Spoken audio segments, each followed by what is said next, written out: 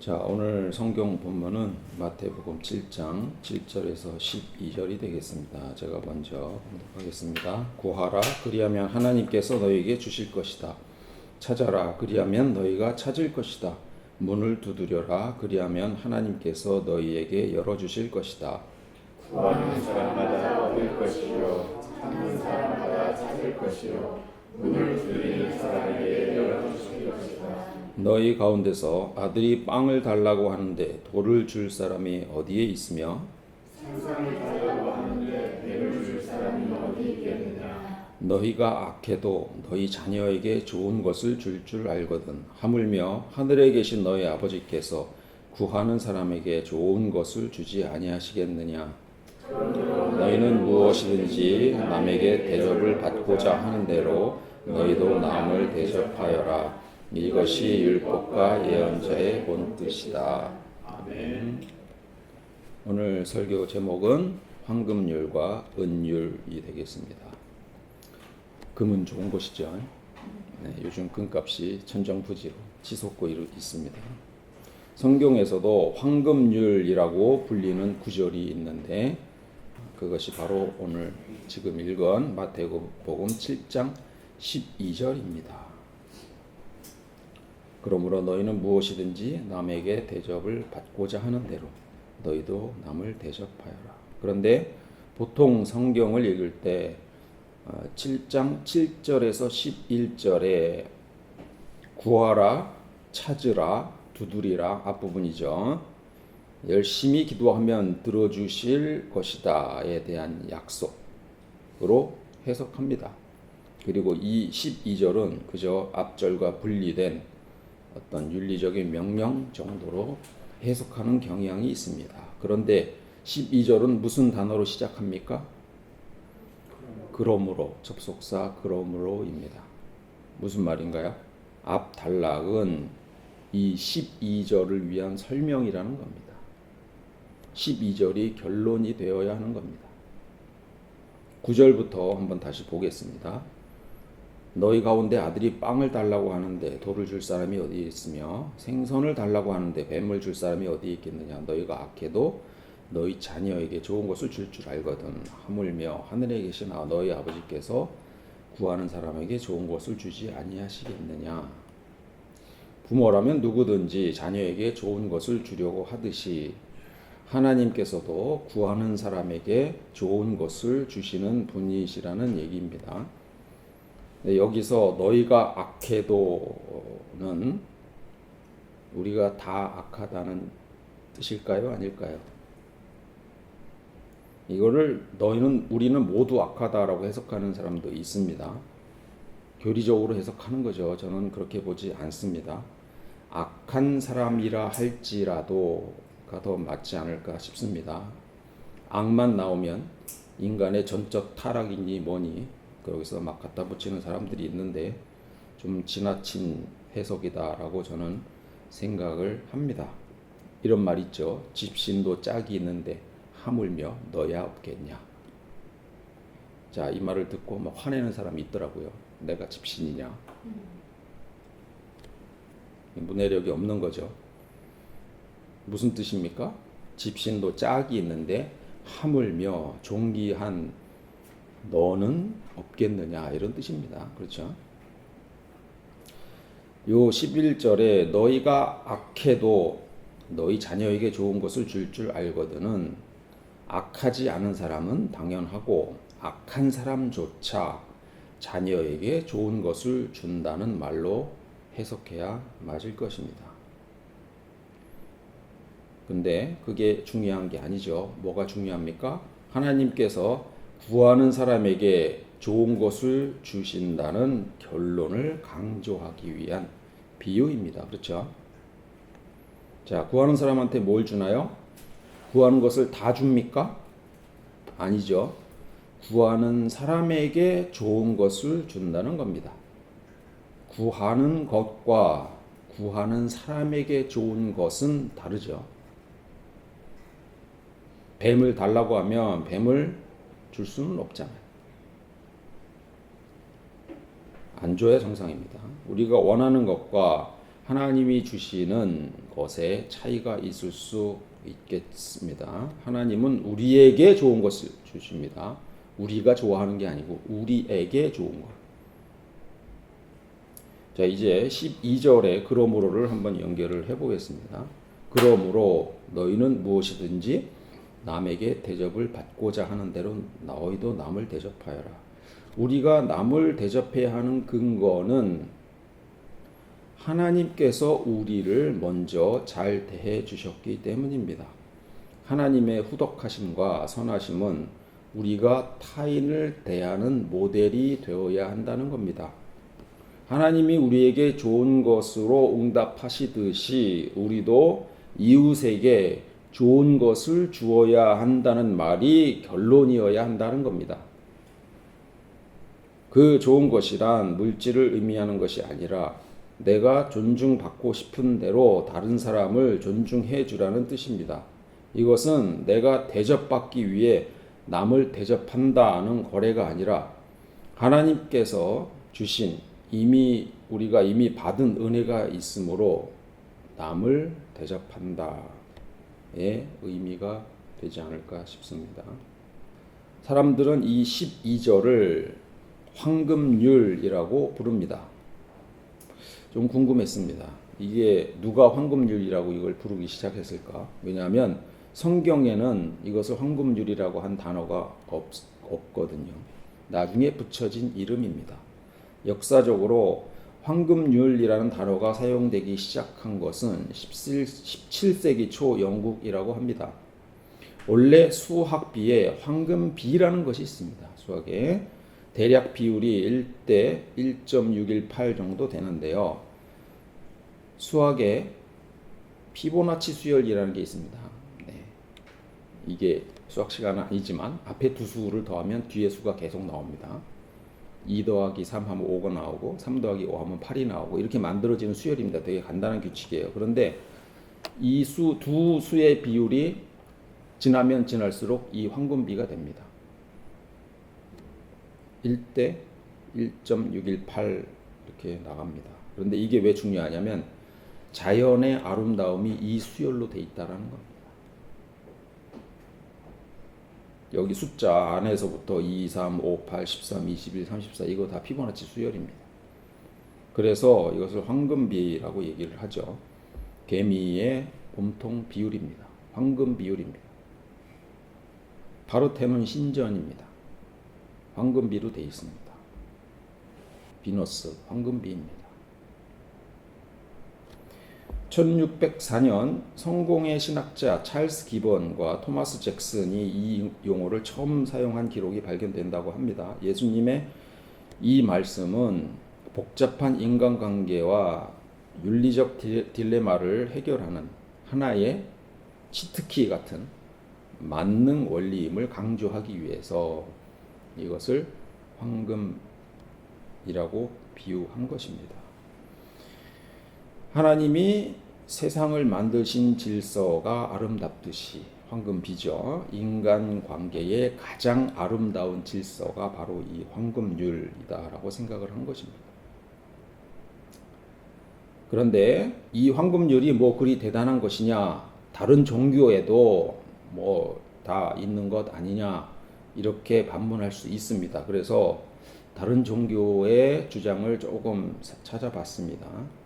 자, 유대교는 이런 의견을 가지고 있습니다. 내게 싫은 것을 내 이웃에게 하지 말라. 이것이 토라의 전부이고 나머지는 해설일 뿐이다. 굉장히 유명한 랍비 힐렐입니다. 유교는 자기가 원하지 않는 것을 남에게 베풀지 말라. 이런 내용이 있고요. 외경이 있습니다. 네가 미워하는 것은 아무에게도 행하지 말라. 스토아 철학 세네카는 이렇게 말했습니다. 너보다 낮은 자를 대할 때 내가 윗사람에게 대접받고 싶은 대로 대하라.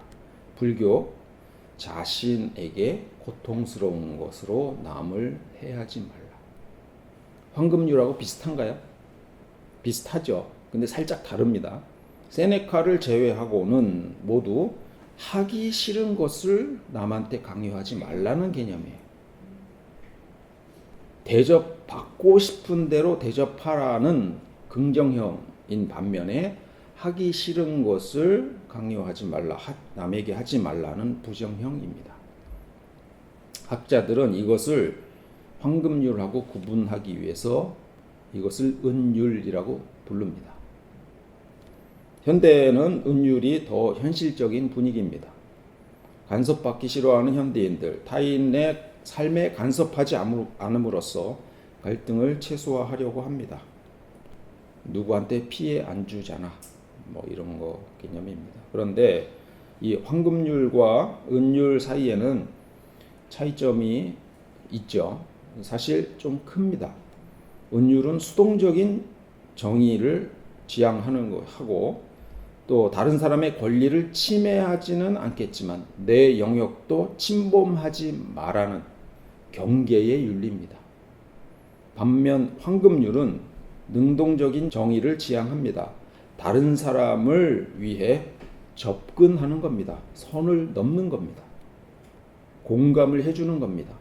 이런 책이 있습니다. 선을 넘는 한국인, 선을 긋는 일본인. 두 국가의 문화를 살짝 비교해 보겠습니다. 일본에는 메이와쿠 문화가 있습니다. 미혹이라고 한자로 쓰지만 일본에서는 폐라는 뜻입니다. 어렸을 때부터 철저하게 남들에게 폐를 끼치지 말라고 일본인들은 교육을 받습니다. 전형적인 은율적 사고입니다. 이것은 일본 사회를 질서 있고 안전하게 만드는 면이 있습니다. 예를 들어서 공공장소에서의 정숙, 철저한 분리수거, 타인의 사생활 존중 등 아주 쾌적한 사회 환경을 만드는 근거가 됩니다. 그런데 동시에 독특한 사회적 압박을 형성하기도 합니다. 다른 사람에게 도움을 요청하는 것조차 폐라고 느끼게 만들어서 고독사나 은둔형 외톨이, 히키코모리라고 합니다. 이런 사회적 고립이 생기기도 합니다. 일본어에는 고맙다라는 표현이 두 가지가 있습니다. 아리가또가 있고 스미마생이 있습니다. 아리가또, 보통 한국인들은 스미마생은 미안하다라는 뜻으로 배웁니다만 고맙다라는 뜻이 포함되어 있습니다. 예를 들어 길에서 떨어진 물건을 주었습니다. 그러면 두 가지 표현이 가능한데 아리가또라고 했다면 그 물건을 찾게 되어 정말 좋다라는 그런 의미의 고맙다라는 뜻이고, 그래서 상대가 아주 친한 친구일 때 이 표현을 사용할 수 있다고 합니다. 하지만 모르는 사람이 나를 위해 가던 길을 멈추고 물건을 나한테 주어 주었다면 이때는 스미마센이라고 해야 합니다. 왜냐하면 저 때문에 귀찮게 해드려서 죄송합니다라는 은율적 배려입니다. 식당에서 점원이 물을 갖다 줄 때는 어떻게 말을 해야 될까요? 서비스 자체는 고맙죠. 아리가또가로 사용할 수 있지만 점원이 바쁜 와중에 나를 위해 서비스를 제공했다는 것에 초점을 맞추면 스미마생이라고 해야 맞습니다. 그리고 스미마생이 조금 더 격식 있는 표현이라고 합니다. 자, 이따 한번 확인을 해보세요. 전문가 저기 앉아 계십니다. 누가 엘리베이터 문을 잡아주었습니다. 이때는 반드시 스미마생을 해야 합니다. 내가 탈 때까지 상대방의 시간을 뺏고 기다리게 했다는 사실이 핵심입니다. 이때 아리가또만 하고 지나가면 일본인 기준에서는 남의 시간을 빼앗고도 미안해 하지 않는 사람으로 비춰질 수 있다고 합니다. 반면에 한국은 황금률적 요소가 더 강합니다. 한국은 다른 사람의 삶에 적극적으로 개입하고 도움을 주려는 경향이 강합니다. 때로는 이것이 오지랖으로 비춰지기도 하지만 어려운 상황에서 함께 문제를 해결하자는 공동체 의식을 발휘하는 동력이 됩니다. 아이와 엄마가 전철을 탔는데 아이가 웁니다. 한국과 일본이 다릅니다. 일본인 경우 아이가 울면 미안함의 단계를 넘어 거의 패닉에 가까운 죄책감을 느낀다고 합니다.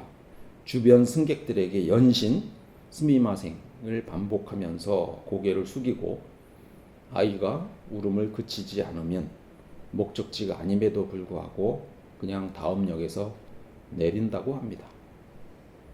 승객들은 대놓고 화를 내지 않지만 침묵의 압박을 가합니다. 눈을 맞추지 않고 창밖이나 스마트폰을 보지만 그 마음속에는 당신이 이 공간을 조용해지도록 관리해야 한다는 무언의 메시지를 포함하고 있다고 합니다.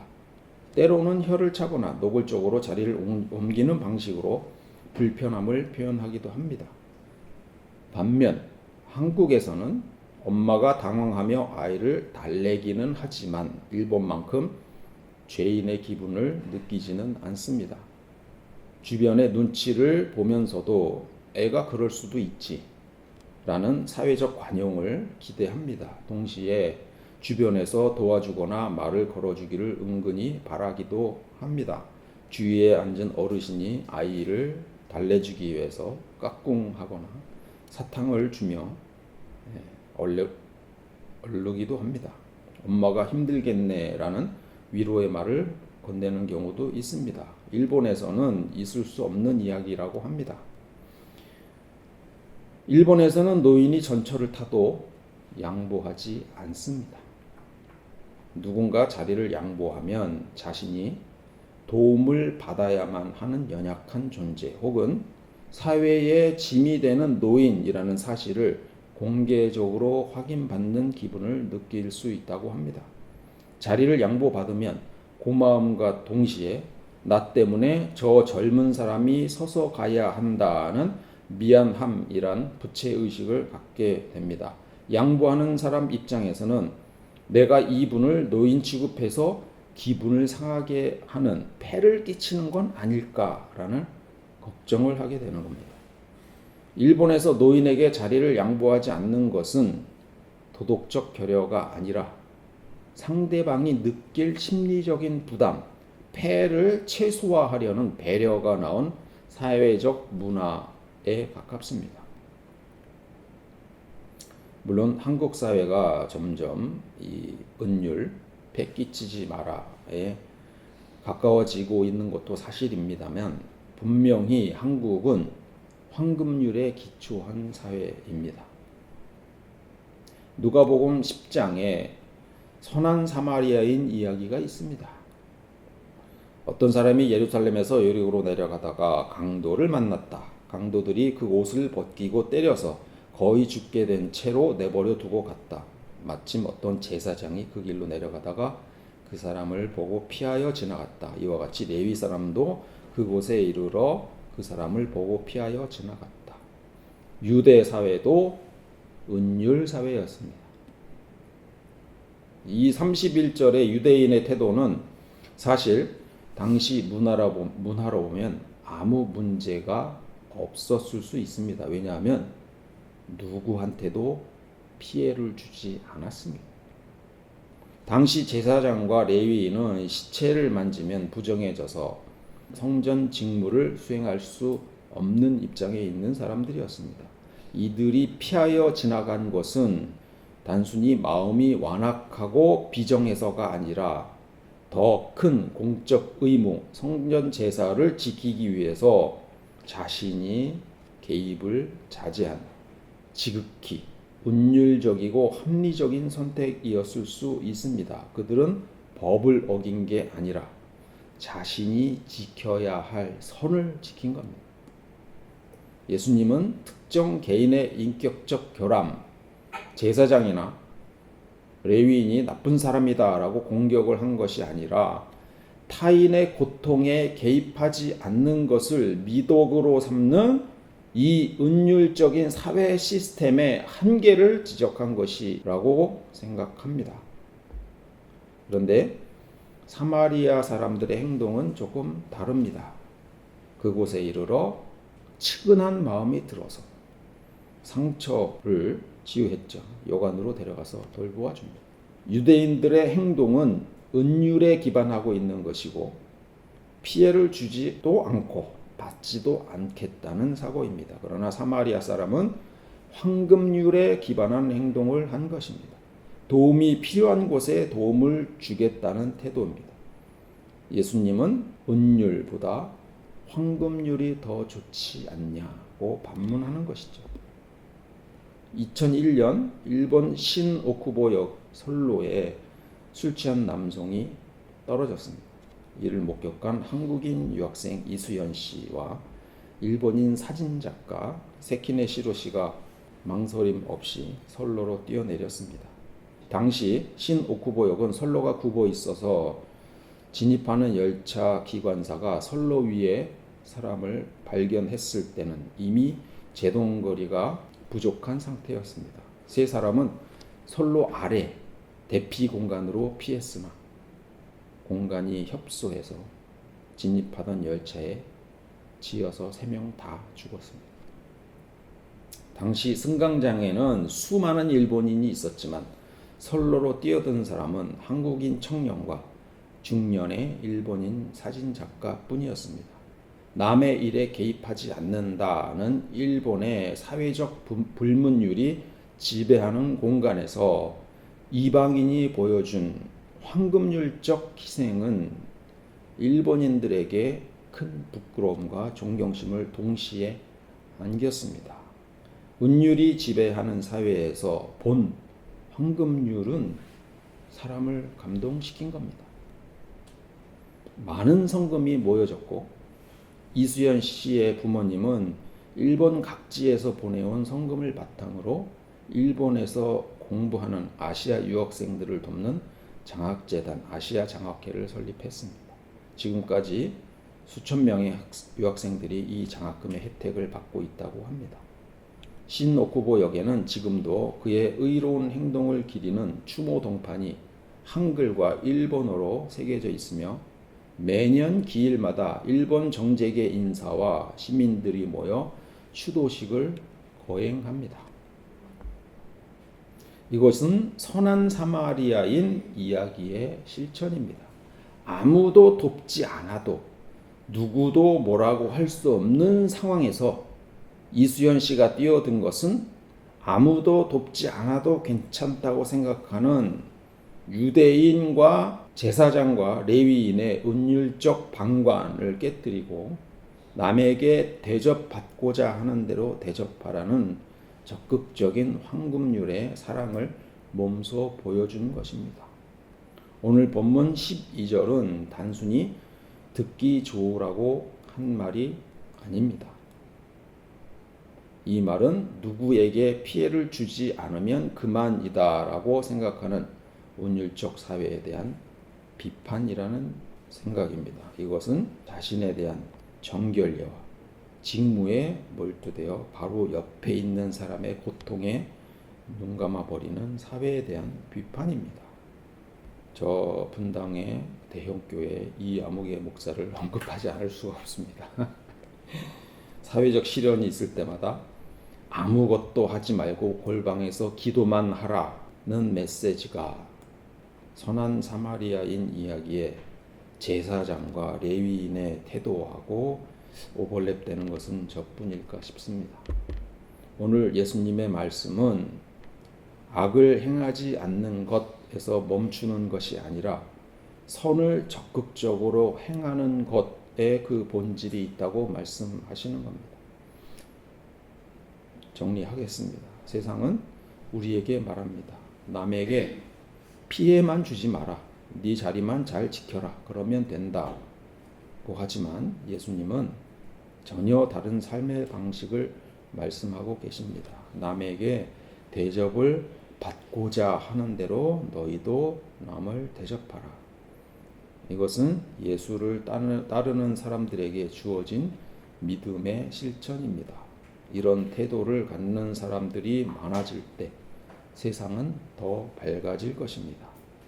하지 않음에 쉬움을 버리고 행함으로써 우리 서로를 염려해주고 배려하는 예수님이 원하던 그 거룩한 공동체를 이루어 나갈 수 있기를 축원합니다. 자, 기도하시겠습니다. 사랑과 자비의 하나님 아버지, 오늘 우리는 남에게 대접을 받고자 하는 대로 너희도 남을 대접하라 하는 주님의 황금률 앞에 섰습니다. 그동안 우리는 남에게 피해를 주지 않았으니 괜찮다라는 은율 뒤에 숨어서 고통받는 이웃을 외면했던 제사장과 레위인은 아니었는지 우리를 돌아봅니다. 나 자신의 정결함과 평안만을 지키려 했던 우리의 마음을 용서하여 주시고 우리에게 가장 좋은 것을 허락하시는 주님이 원하시는 그 황금률을 따라 살도록 인도하옵소서. 그 선하심을 바탕으로 우리에게 향하는 우리의 예수님의 따뜻한 손길을 허락하옵소서. 예수님의 이름으로 기도드립니다.